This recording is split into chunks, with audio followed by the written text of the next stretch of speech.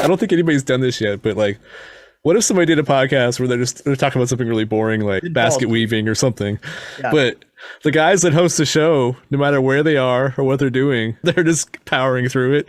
Like somebody could be skydiving in the middle of a war, or middle of literally in no man's land in a trench in World War I, or Chuck E. Cheese when it's very busy. It's the same thing. Exactly. Right. But no, I was thinking like if you're skydiving and like other guys like in the bathroom, or he's doing some chores like painting a house or something, and he's just like, I think I would enjoy something like that. But there you go. And they could be talking about something completely off the wall, like you're insane. Let's talk about history. Let's talk about Prince Edward. Well, I take a here on this toilet. No. Anyway. Okay, so now. Oh yes. So leave it to me to be responsible. There I am. I hit a wrong button. I was trying to do something else. I was trying to do this. Oh yes, it was like lightning. So Everybody Reminiscence. was fighting. Hugh Jackman, Rebecca Ferguson, and I actually looked up how to pronounce her name. Thandiwe. She changed her name to Thandiwe Newton.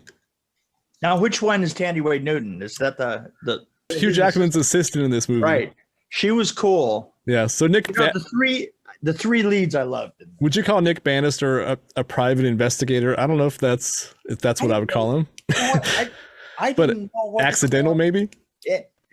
Here, get back to us on the screen here. But I wanted to tell you people what this was about. It's about some guy that tries to figure out the past of these clients that he shows their past to because they're lonely and sad and they want to watch their memories when they have brains where they can just remember their memories.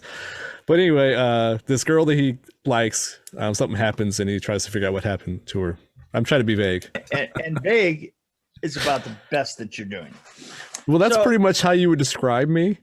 Well, here's Mick Strawn. He tells a lot of interesting stories on Dream Warrior Review, but here's Kurt. He's kind of vague, but we like him. Got a nice voice, but you know what? I was just going to bring this just out of the blue. So I was working in Toronto, and they made me the bookseller, and they made me the narrator in the film because they said I had an unusual voice. Ah, well, that's cool. Which is, I don't know. We can't afford to use the guy that does Mickey Mouse's voice, so Mick Strawn is our second choice. That's a good Mick to do it. Yeah. Anyway, so reminiscing. Reminiscence. Yep. There was something about this movie that was the most medium movie I've ever seen. It was like I was just right in between loving it and hating it and loving it and hating it all the way long. See, I hate it when we agree, like right out the bat, because I'm like, oh, this is going to be it's going to be a boring episode. Exactly the same thing through the whole thing, all the way along. I mean, I was just kind of like, it's like as Paula put it, because she watched it with me, and Paula goes, it's funny. It's like I keep wanting to turn this off. And I just well, part of it's the narration by Hugh Jackman. It was a little bit flat. Like it wasn't like your old 40s, like, I found this girl and I was gonna look into what she wanted. Like it was more inflection, He was just kind of like, I wanted to find out what happened to her. There's just something about it that was just not thrilling, It was an attempt to do a detective movie. It was a cool setting and a really cool idea. I thought that it looked really interesting, but the writing of it. Yeah. Did you feel like it kind of grinded to a halt, like halfway, or just kind of went? Yeah, like halfway. Well, here's the thing. It could have been a modern film noir, right? Yeah. But the writing was not up to a style. The writing didn't have a. Sorry, Lisa. It didn't have a hook of a style to it that really made you think that it was a film noir classic. The classic, and I got to say this. What was the Ridley Scott film in the 80s? Blade Runner, right? Right. Oh, yeah. Blade Runner was like a version of a new film noir. Well, I think they were trying to do that with this.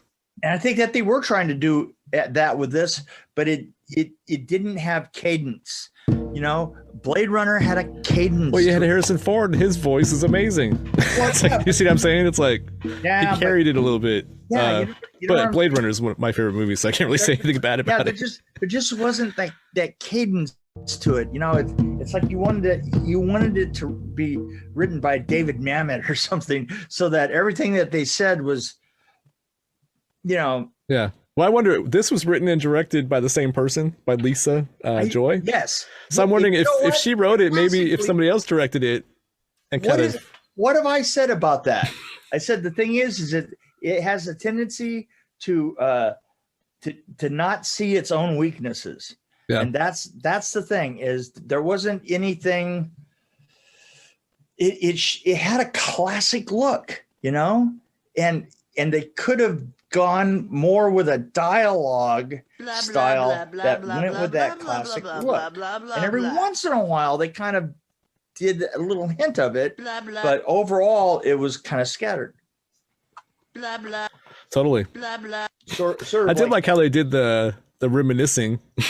I kind of like that machine they were using. That was kind of cool. Yeah. I kind of like the way that you faded in and out of it every once in a while without even knowing that you were there. Right. You know, all of a sudden you were back in the reality of it, and you went, "Oh yeah, I was in that." Yeah, but you're totally right. I feel like if this was a table read, I would have gotten the same out of it. If I was just sitting there listening to people read it. Exactly. It's like, But it's interesting because the girl that Hugh Jackman was in The Greatest Showman with right, the other actress, Rebecca Ferguson. Right. I think this was actually her real voice, which I don't think they used her real voice in The Greatest Showman, but I thought that was interesting that they would use her. I think that she was the standout for it. The two women obviously did a better job than Hugh Jackman. Hugh Jackman, yeah. I have to say that Hugh Jackman is kind of the one that let me down on this. Is he didn't have a particular presence. Well, it's like, okay, if you're talking about Blade Runner, Harrison Ford carried it like a balloon. Right. Well, right. Hugh Jackman was kind of an anchor, dragging the thing along. This was more anchored by his assistant than it was. Oh, absolutely. Anybody. She definitely gave a lot more to it, I think. Yeah. And the thing is that doesn't work. You know, that's a wonderful thing and all that, but it doesn't work for the story because she's kind of out of the way when the most important elements of the story happen, you know? Well, plus it was a lot of, the writer directed it, so there's a lot of exposition, I thought, more than you need ever. Yeah. There were times there when you were backtracking, you're going to go, yeah. Exactly. No, we got that. Yeah, come on. And then it's Hugh Jackman. We only had limited action scenes. I'm like, I want to see Wolverine beat somebody up. Of course. Yeah. I don't know. I thought it was decent. That's kind of what word I would use to describe this. I don't know if I have a lot to say about it because I thought it was wasn't mind blowing. No, you're absolutely right. There is not as much to say about it because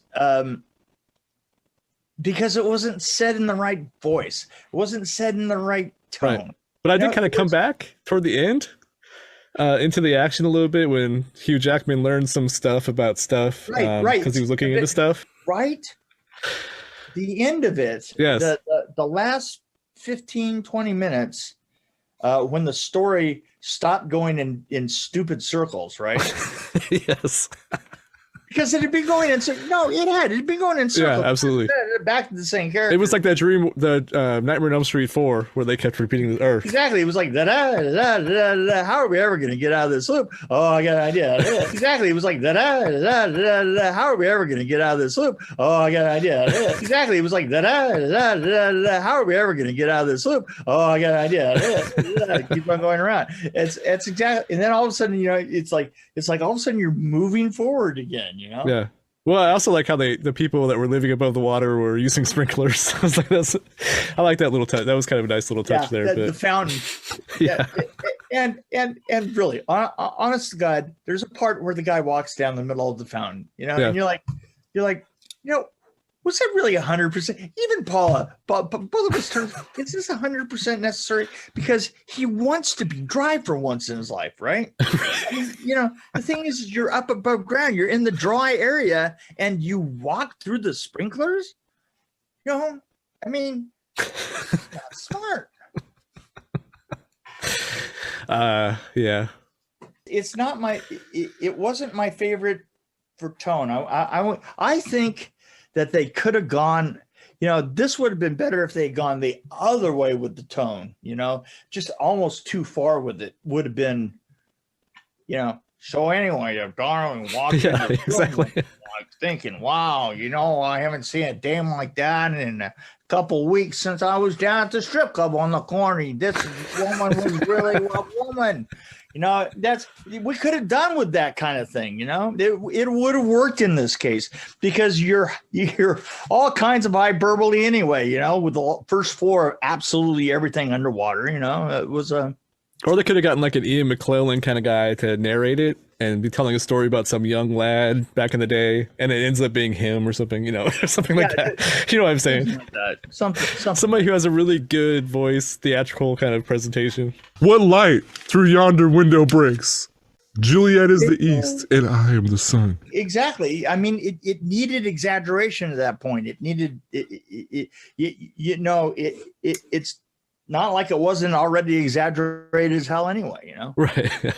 Anyway, that's that, but, and the problem is it's more than a quibble for it, you know? It needed that to match this kind of amazing overall look that the thing had. Yeah, no, actually the whole thing was pretty well done. I mean, I don't have any complaints as far as production value or anything like that. No, not at all. No, I mean, obviously, it's a big budget film, but. And you know, the thing is it needed a film noir voiceover for when he picks up the earring and because you knew that the earrings were going to be a major factor and carry you all the way through, right?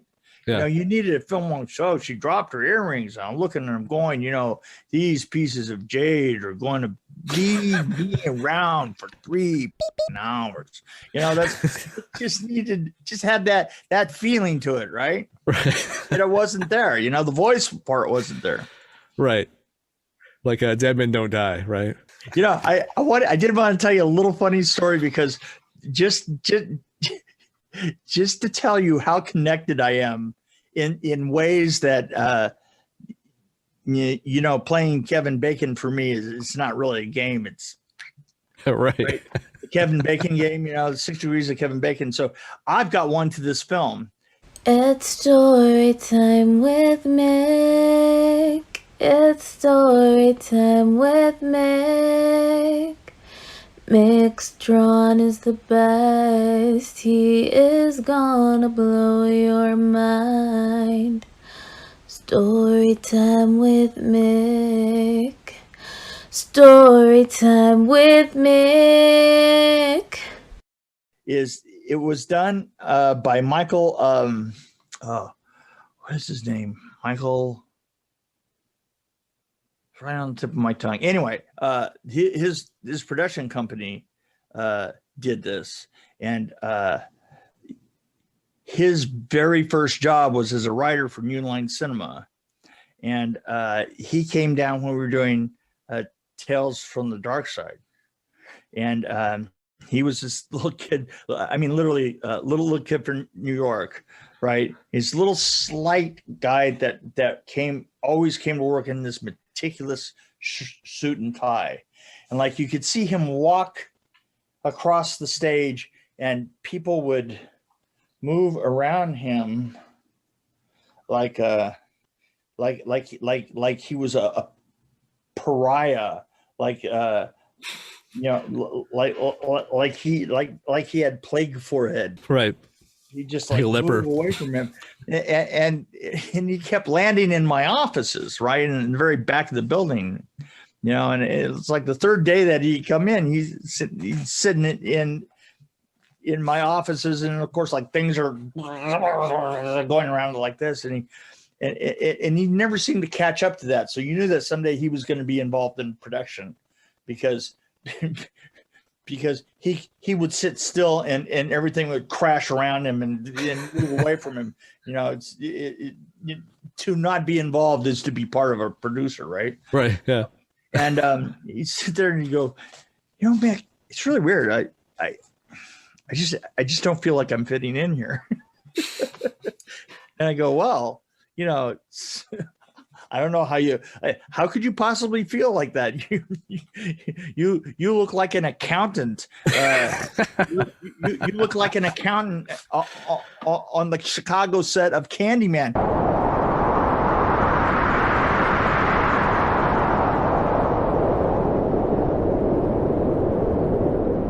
See what I did right there was a reference to another. Wow.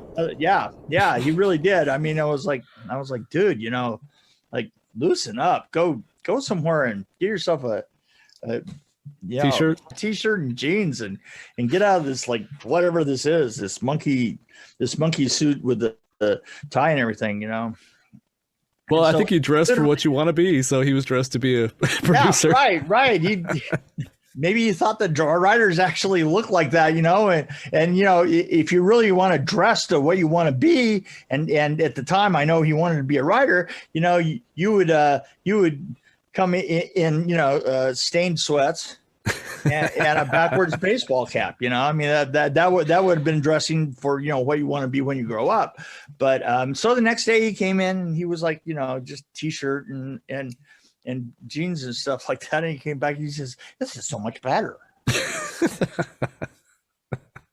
was like, man, dude, I thought you were a writer. Do you like not see, you know, you in relationship to this? I mean, you're supposed to observe people. There's a song about it and we all know it. It's like, one of these things is not like the other.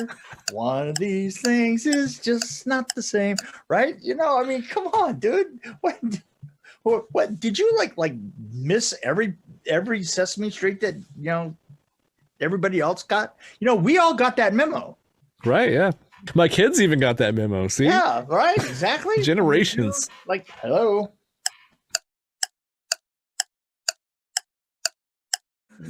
Sorry. So anyway, did we rate this? I don't think I did. Did we rape it? No, did we rate Reminiscence? I'm trying to think rate. of Rate. Oh, I see.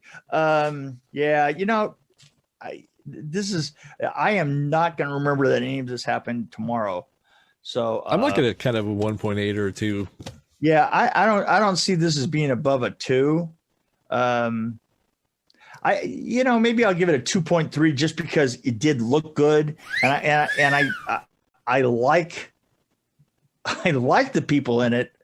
I just thought that they're better and that they are all better than this, that the writing could have been better. And I think that the delivery of a given style, I mean, yeah, it's really kind of awkward and weird. The fact that, you know, the actors didn't bother to give it a style. It's kind of strange because, you know, our department did, you know, it's a great looking film. It's just.